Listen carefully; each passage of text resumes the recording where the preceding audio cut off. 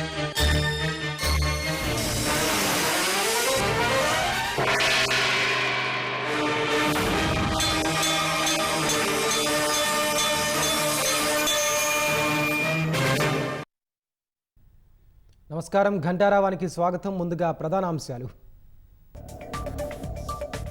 ఉస్మానియా ఆసుపత్రి నిర్మాణ పనులు ప్రారంభించాలన్న సీఎం. నోడల్ అధికారిగా దానకిషోర్ నియామకం.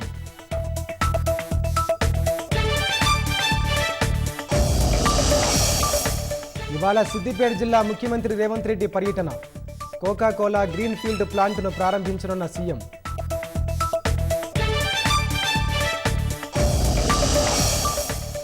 ఏసీబీ సోదాల సమయంలో నికేష్ ఇంట్లో హైడ్రామా. ఆస్తుల దస్త్రాల దొరకకుండా నిందితుడి తీవ్ర యత్నం.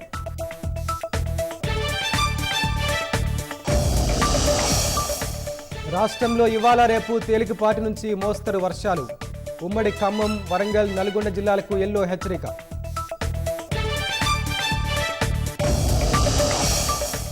సైబర్ నేరాలతో జాగ్రత్తగా ఉండాలన్న ప్రధాని. సామాజిక కుటుంబ సంబంధాలు దెబ్బతింటున్నాయని ఆవేదన.